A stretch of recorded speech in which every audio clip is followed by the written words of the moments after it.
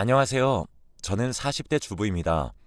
제가 시집 와서 시댁에서 겪었던 예상치 못했던 일을 이곳에 이야기해 볼까 합니다. 처음 시집 와서 시어머니께 인신공격을 굉장히 많이 당했는데요. 그런 시어머니께서 지금은 제게 잘해주시고 재산도 많이 물려주셨어요. 우리 시어머니께서 마음을 고쳐먹으신 일이 있었는데 그 이야기를 한번 해볼까 합니다. 저희 시어머니는 효를 굉장히 강조하시는 분이셨어요. 시어머니는 아들만 둘이신데요.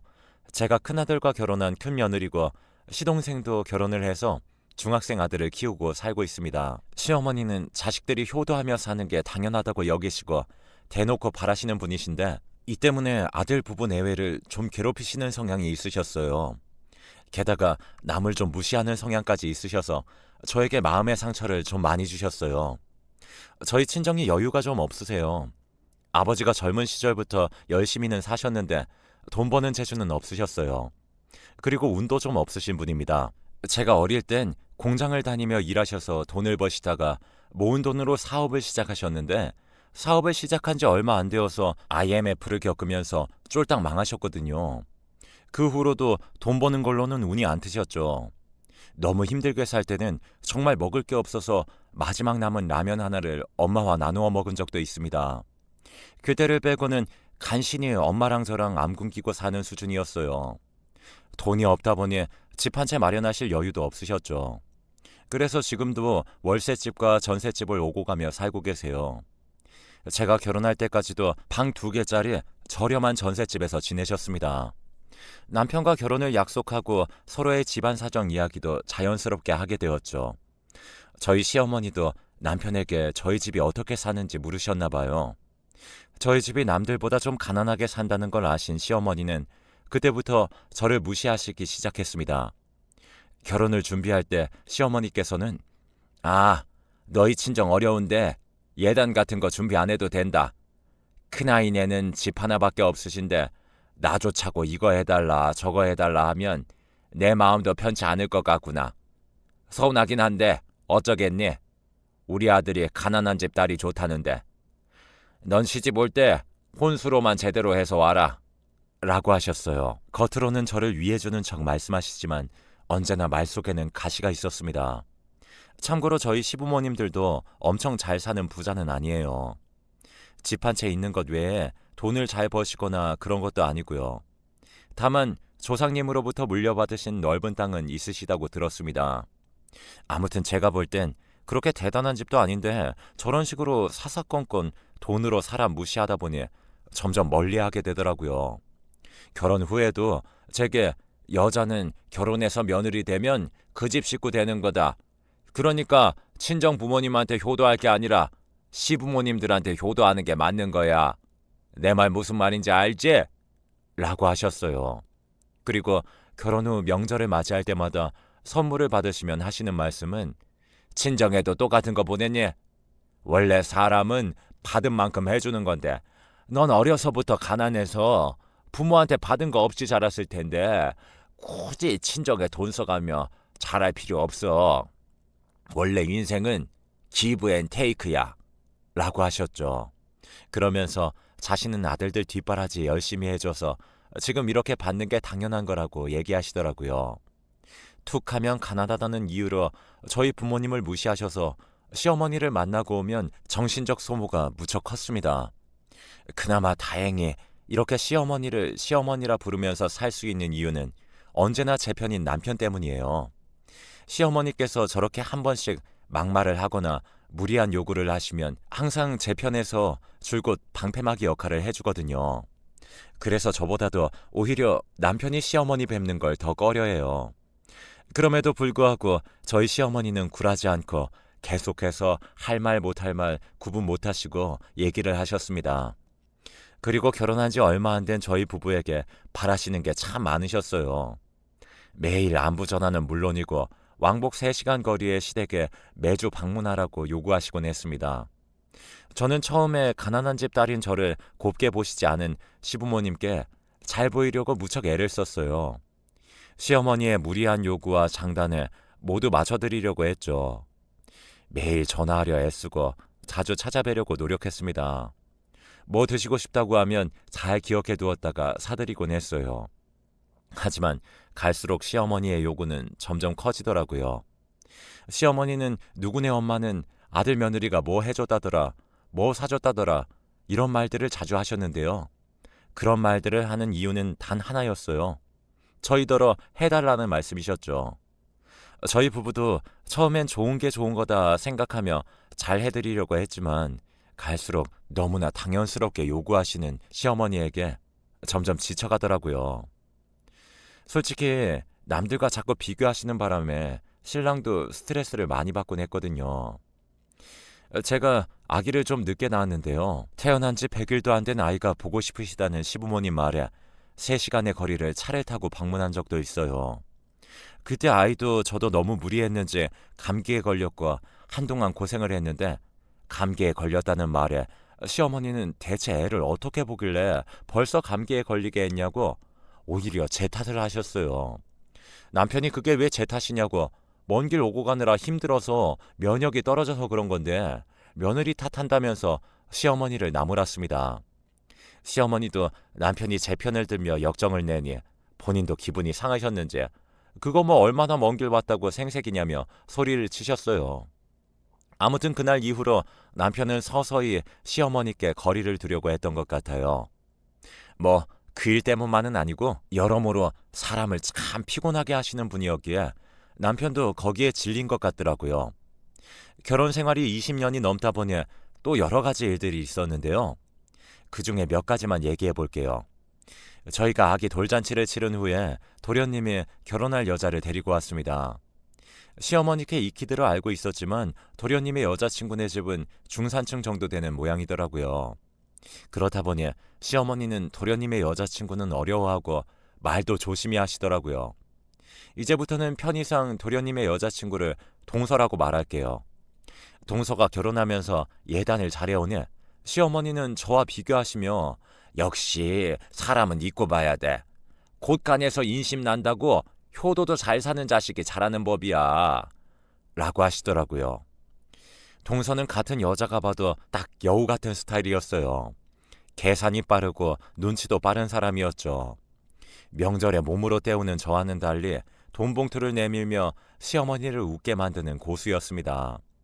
돈 좋아하시는 시어머니는 당연히 동서를 더 예뻐하셨죠. 사실 동서를 예뻐하셔도 저는 하나도 부럽지 않았습니다.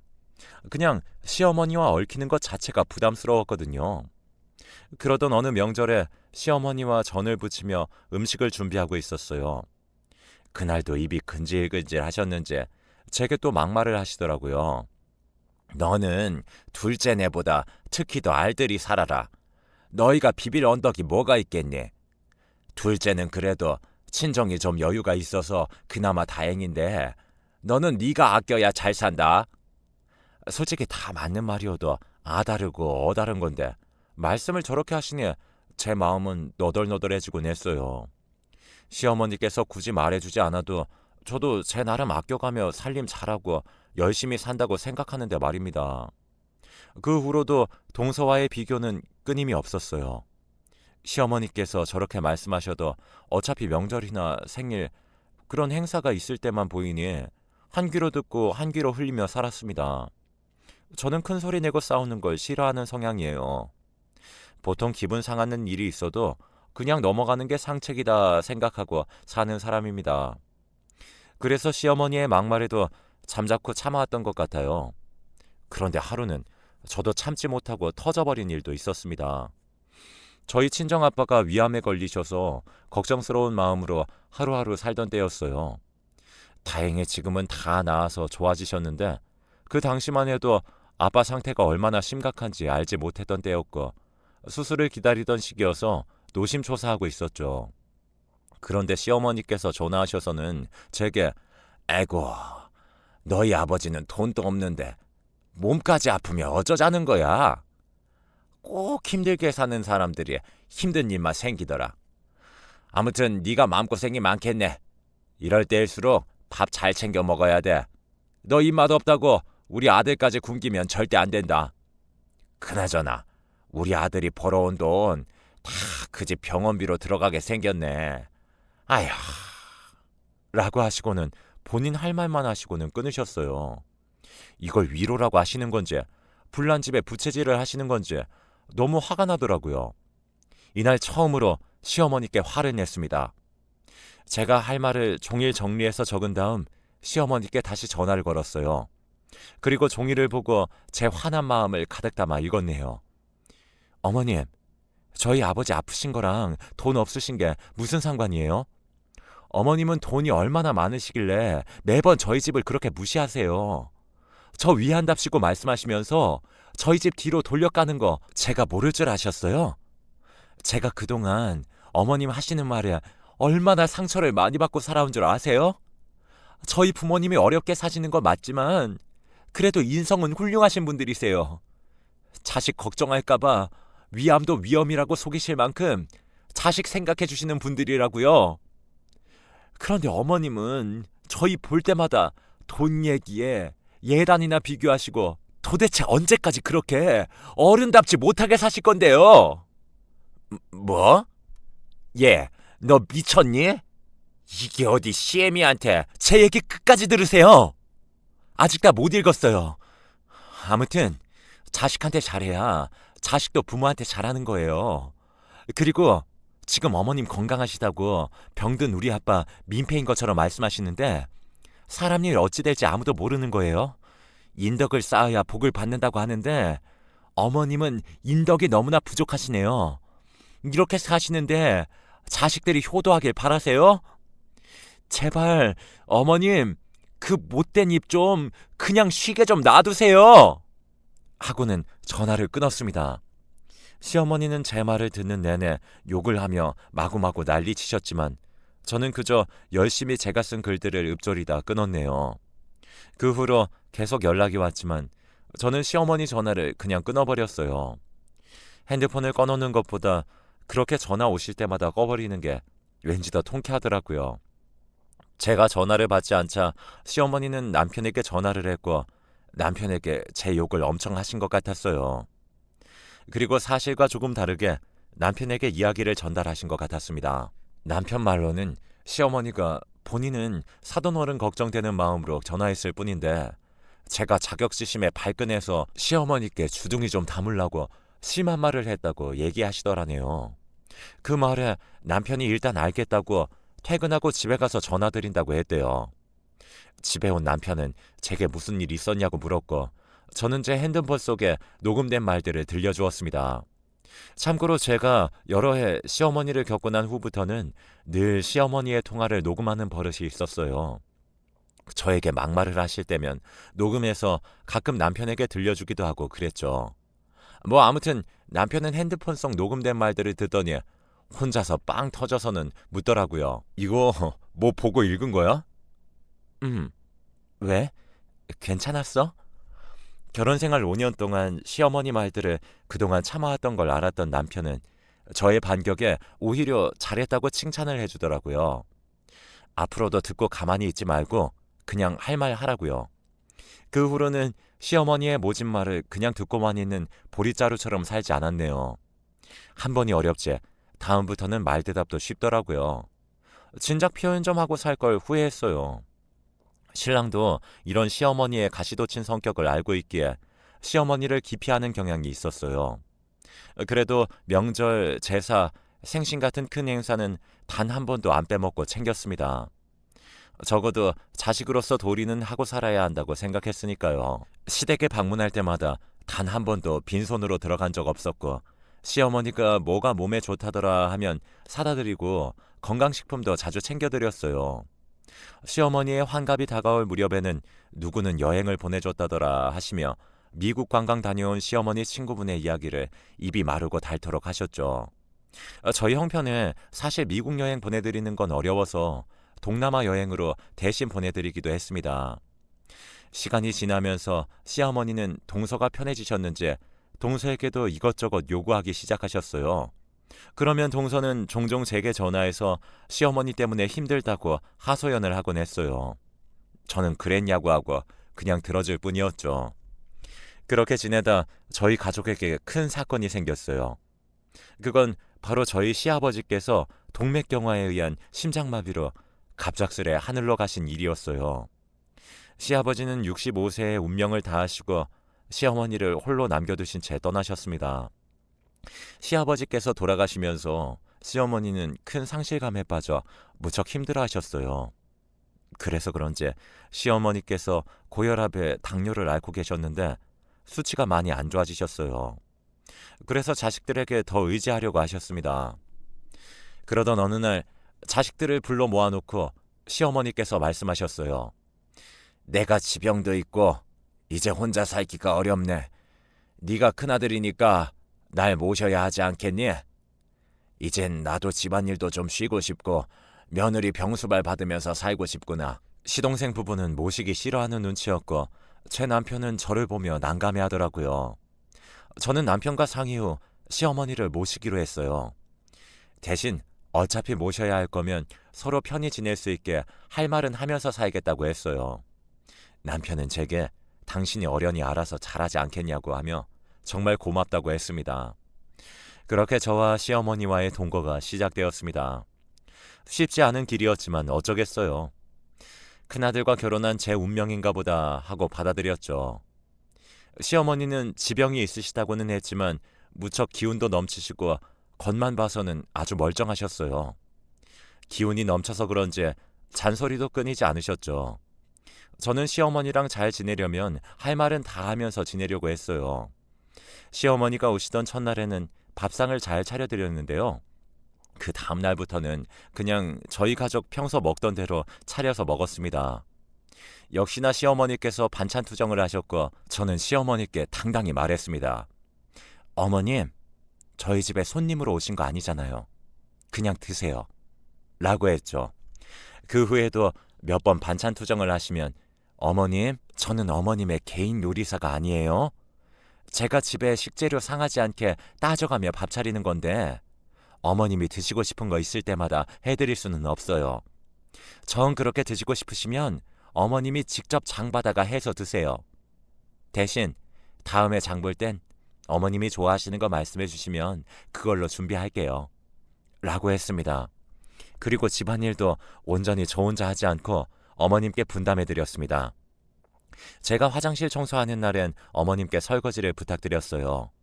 물론 불평불만 가득하신 얼굴로 설거지를 해주시긴 했지만 그래도 저희 가족 다 같이 잘 지낸다고 생각했습니다. 그런데 시어머니 마음은 또 그게 아니었나 봐요. 동서에게 전화를 해서는 제 흉을 보신다는 사실을 동서를 통해 은연중에 알게 되었습니다. 원래 남 흉보기를 좋아하는 시어머니라서 예상은 했는데 그래도 사실을 확인하니 기분이 상했지만요. 저는 대놓고 시어머니께 어머님, 저희 집에서 지내시는 게 많이 불편하세요? 어머님이랑 하루 이틀 살고 말 것도 아닌데 제가 어떻게 어머님을 손님 대하듯이 매번 챙겨드릴 수가 있겠어요. 어머님도 저희 집에 하루라도 빨리 적응하시는 게 좋지 않을까요?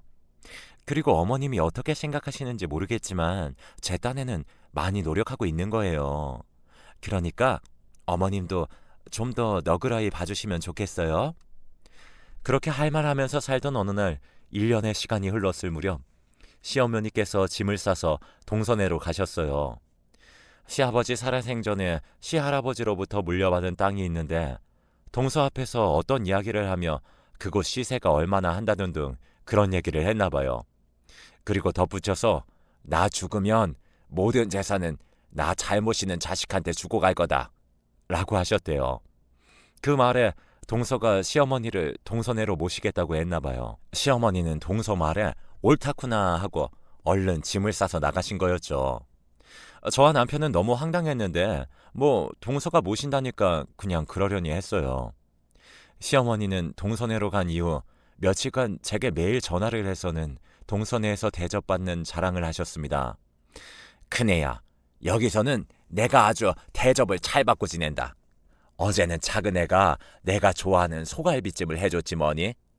이게 얼마 만에 먹어보는 고기인지 너무 맛있어서 잔뜩 먹었더니 오늘은 한 끼도 안 먹어도 살겠구나. 그러니까 내 걱정은 하지 말라고 전화했다. 동서가 잘해준다니 다행이네요. 그런데 어머님, 당뇨 관리하시면서 적당히 드세요. 아무튼 어머님 잘 지내신다니까 저도 마음이 놓여요. 그렇게 매일같이 대접받으시면서 사시니까 좋으시겠어요. 동서 칭찬하는 시어머니의 속내를 제가 왜 모르겠어요. 동서를 칭찬하며 제가 그동안 못해줬다는 얘기를 하시는 거였죠.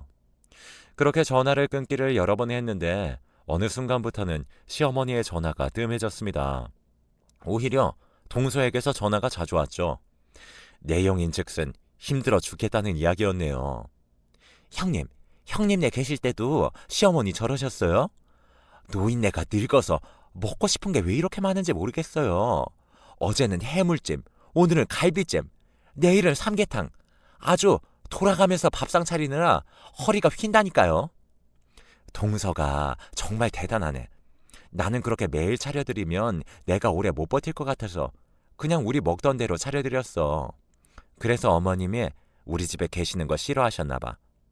그래도 동서가 그렇게 잘해준다니 정말 고맙네. 앞으로도 부탁해. 그렇게 한참 동서의 하소연을 들어주고 전화를 끊었어요. 그 후로도 동서는 자주 전화를 해서 하소연을 하곤 했습니다. 그런데 어느 날부터는 시어머니로부터 전화가 오기 시작했어요. 그러던 어느 날 외국에서 사시던 시백부님이 한국으로 들어오시게 되었다는 이야기를 전해 들었어요. 백부님께서 시어머니를 보러 동선에 방문하게 되셨죠. 오랜만에 가족들이 모여서 같이 식사도 하고 담소도 나누었습니다. 그러다가 시백부님께서 할 이야기가 있다고 하시더라고요. 시할아버지께서 물려주신 땅을 처분하려고 한다고 하시면서 시부모님이 지내시던 집을 빼달라고 하셨어요. 그 말에 동서와 서방님은 어리둥절한 표정으로 시백부님 말씀을 듣고 있었어요. 알고 보니 그 땅의 주인은 시어머니가 아니라 바로 시백부님이었고, 시할아버지가 애초에 땅을 물려준 사람은 시아버지가 아닌 시백부님이었던 거죠. 그런데 시어머니는 자식들이 자신을 모시게 하려고 일부러 땅과 집이 어머님 재산인 것처럼 속이신 거였어요. 그 속임수에 동서네가 넘어간 거였죠. 동서와 서방님은 표정 관리가 안 되는지 불만 가득한 표정이었고, 시어머니는 동서와 서방님의 눈치만 열심히 보시더라고요. 시어머니께서 저희 집에 오셔서 지내시는 동안 어차피 자식들과 같이 살 거면 기존에 지내던 집을 세를 주던지 정리를 하시던지 하라고 했었는데, 시어머니가 짐도 그대로 놔둔 채 정리를 안 하시던 이유를 그제야 알 수가 있었습니다. 자신의 소유가 아니니 정리를 할 수가 없었던 거였죠. 그리고 원래 지내시던 집을 시백부님께서 해외로 나가시면서 저희 시부모님께 집 관리 좀 부탁한다며 집을 시세보다 아주 싼 가격에 세를 놓고 가신 거였어요. 시부모님이 자식들에게 재산 물려받은 이야기를 자세히 해주신 적도 없고, 그 땅과 집이 자신들 것인 것처럼 말씀을 하시니 당연히 자식들도 그런 줄 알았던 거죠. 시백부님께서는 호텔에서 지내시면서 재산을 정리하시겠다고 하시고는 인사를 하고 가셨습니다. 시백부님이 돌아가시고 3일쯤 지나서부터 시어머니의 죽는 소리가 나오기 시작했어요. 그네야 잘 지냈니? 내가 생각해봤는데 아무래도 내가 큰아들 내에서 지내는 게 맞지 싶다. 어머님, 갑자기 그게 무슨 말씀이세요? 언제는 동서네가 잘해준다고 좋아하셨잖아요. 그게 잘해주기는 개뿔이다. 그게 다 가식이었지 뭐냐? 네? 가식이요?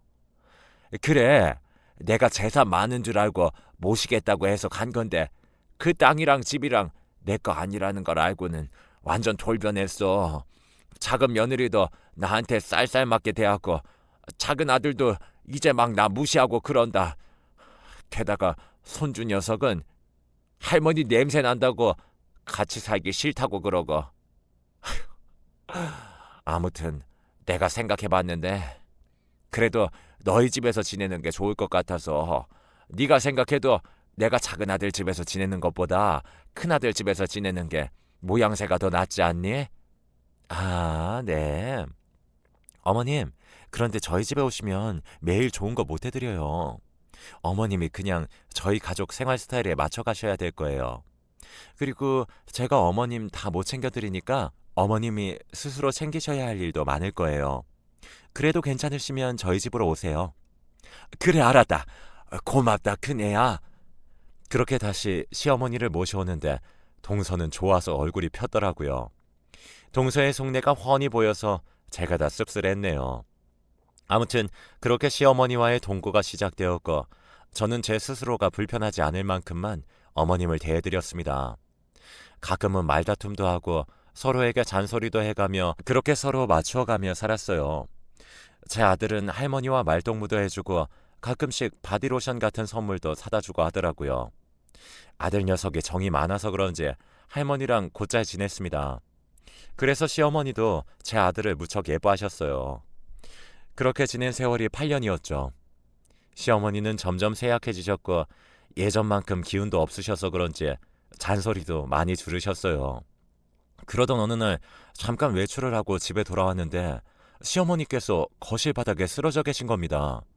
저는 너무 놀라 구급차를 불러 병원으로 갔어요. 시어머니는 뇌졸중으로 쓰러졌고 급하게 수술을 받으셨습니다. 다행히 제가 집에 들어오기 직전에 시어머니께서 쓰러지신 거여서 빠르게 병원으로 이동한 덕분에 생명에는 지장이 없으셨어요. 회복실에서 시어머니를 보는데 어찌나 눈물이 많이 나오던지 모르겠습니다. 함께한 세월이 길다 보니 그동안 미운 정, 고운 정이 다 들어버렸나 봐요. 저한테 못되게 구셨어도 시어머니께서 돌아가실 뻔했다고 생각하니 마음이 너무 아팠습니다. 시어머니는 어느새 깨어나 울고 있는 저를 보시고는 제 손을 잡아주시더라고요. 그 후로 시어머니는 약간의 마비 증상이 와서 재활치료를 받으셨어요. 제가 차로 매일 모셔다 드리며 치료를 이어갔죠. 시간이 지나면서 어머님은 다시 일상생활이 가능하실 만큼 몸이 좋아지셨어요. 그 후로 제가 외출할 때면 종종 어머님께 전화를 해서 잘 계신지 확인하게 되더라고요. 햇살이 참 좋은 어느 봄날이었습니다. 시어머니께서 저와 남편을 불러서는 할 말이 있다고 하시더라고요. 내가 이젠 요양원에 들어가야 할 것 같다. 나이가 들어가니 점점 힘도 붙이는 것 같고 요양원에 가면 친구도 사귈 수 있다는구나. 엄마, 요양원이라뇨? 저희 집에서 지내시는 게 불편하신 거예요?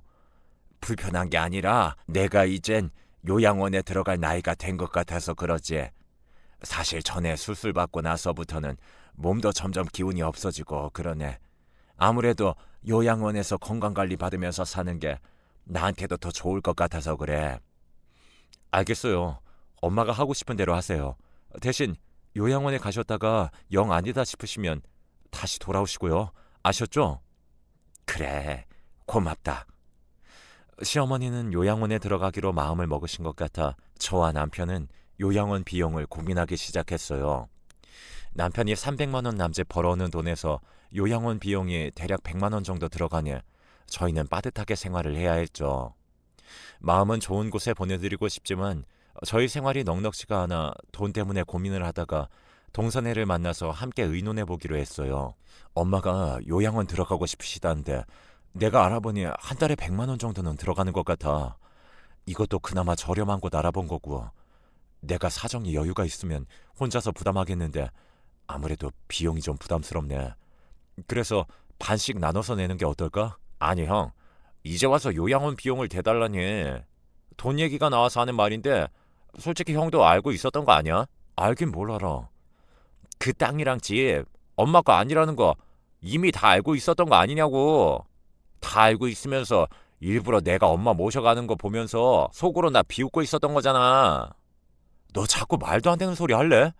지금 엄마 요양원 얘기하는데 그 얘기가 여기서 왜 나와? 그러는 넌 엄마 모시고 간 이유가 재산 때문이었냐?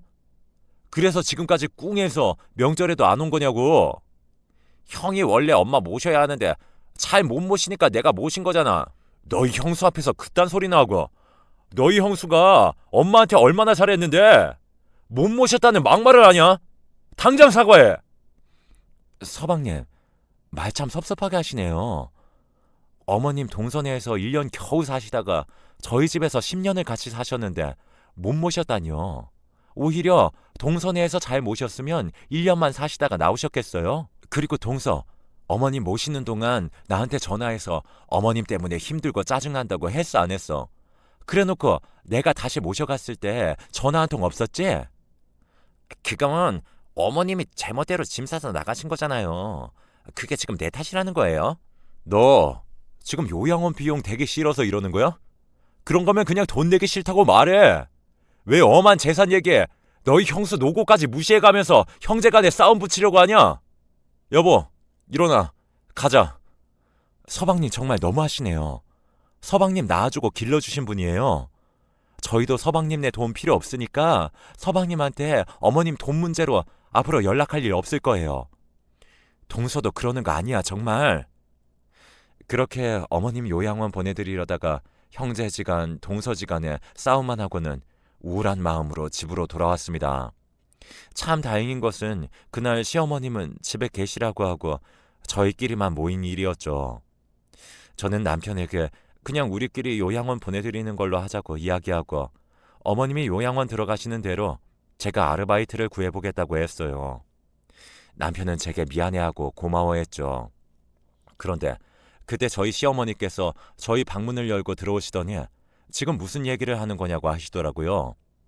저희가 요양원 비용 마련하는 계획을 세우는 이야기에 시어머니는 저희에게 급히 뭘 가져와 내미셨어요. 그건 다름 아닌 세월의 흔적이 묻어있는 통장이었습니다. 돈을 왜 너희들이 구하니? 10년이나 나를 모시고 살았는데 요양원 비용은 내가 마련해야지. 그리고 사실 나 돈 한 푼 없는 노인네 아니다. 이 통장도 네 시할아버지한테 물려받은 재산에 우리 부부가 그동안 아끼고 모아서 쌓아놓은 재산이야. 내가 능구렁이처럼 딱 물려받은 것처럼 허세 부려서 자식들이 나 모시게 하려고 했던 건데 어쩌다 보니 아주버님이 땅 팔러 한국 들어오시는 바람에 다 들통난 거지 뭐니. 그때만 생각하면 지금도 얼굴이 화끈하다. 뭐 그 덕분에 누가 진짜 착한 자식인지는 알겠더구나.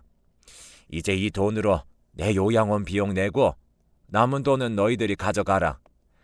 내가 살면 얼마나 살겠니? 인생사 다 공수래 공수거다. 그동안 내가 너한테 한 맺히게 한 게 있거든. 모두 다 잊어주렴. 어머님은 그렇게 통장과 도장을 저희에게 주시고는 방으로 돌아가셨어요. 남편과 저는 통장의 액수를 보고 너무 깜짝 놀랐습니다. 그 땅과 집, 재산만큼은 아니었지만 그래도 무척 많은 돈들이 들어있었어요. 시어머니는 며칠 후 저희 부부와 저희 아이에게 나누어 증여를 해주시고 나머지 금액은 모두 요양원 비용으로 남겨주셨어요. 어머님은 저희가 처음에 알아본 곳보다는 조금 더 좋은 요양원으로 모셨고 지금은 매주 어머님이 계신 곳에 방문하며 맛있는 것들을 싸가곤 해요. 시어머니는 그곳에서 친구들도 사귀셨다며 아직까지는 즐겁게 지내고 계신다고 합니다. 동선이한테 요양원 위치를 알려주고 가끔씩 찾아뵈라고 했는데 딱 한 번 와보고는 지금까지 안 찾아온다고 하네요. 돈 때문에 시어머니를 모시려던 동서가 시어머니가 돈이 없다는 걸 알고 시어머니를 내팽개쳤는데 알고 보니 알부자였고 결국 그걸 돈 욕심 없는 시어머니를 모시던 저희가 받게 된 거였죠. 어찌됐든 마음은 곱게 써야 하나 봅니다. 한결같이 살다 보니 구박만 받던 제가 시어머니께 재산을 물려받는 일도 생기네요. 착하게 살면 복이 온다더니 사실인가 봅니다. 부디 우리 시어머님 오래오래 건강하게 사셨으면 좋겠네요. 여러분들도 건강 잘 챙기시면서 행복한 생활 하시길 바랍니다. 제 이야기는 여기까지입니다.